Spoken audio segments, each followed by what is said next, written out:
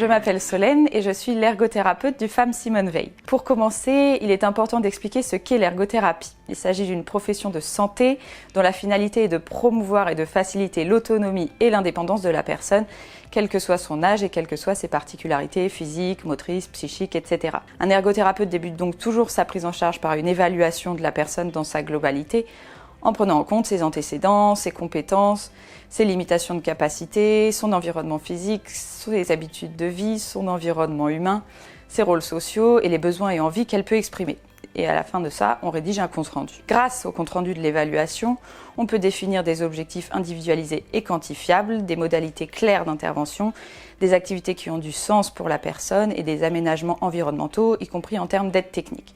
Ces stratégies sont bien sûr discutées avec la personne et avec les individus qui l'entourent, dans sa sphère familiale, médico-sociale ou encore professionnelle. C'est comme ça que je procède dans mon travail au FAM Simone Veil, à la fois selon le projet d'établissement et selon le projet de vie des résidents.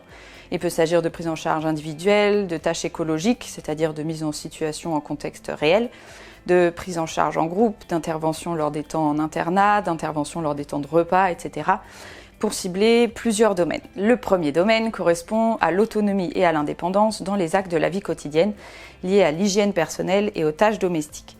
Nous agissons alors sur la maîtrise du schéma corporel, sur la structuration spatio-temporelle prônée par le programme Teach, sur l'analyse puis le séquençage des tâches, sur les adaptations environnementales comme les aides techniques ou les outils numériques. Tout cela pour favoriser les apprentissages et la participation à la vie sociale. Le deuxième domaine correspond aux capacités motrices, la motricité fine, le graphisme, la motricité globale, ou les praxis, les aspects neurovisuels. Travaillant au sein d'un FAM, il est nécessaire d'anticiper les problématiques liées au vieillissement et de proposer de la rééducation fonctionnelle afin de maintenir les capacités et de prévenir les rétractions articulaires. Le troisième domaine correspond aux particularités sensorielles fréquemment rencontrées au sein du spectre autistique, en particulier en termes de traitement de l'information et au niveau de l'équilibre que l'on peut trouver par rapport à chaque profil pour optimiser le bien-être et la qualité de vie.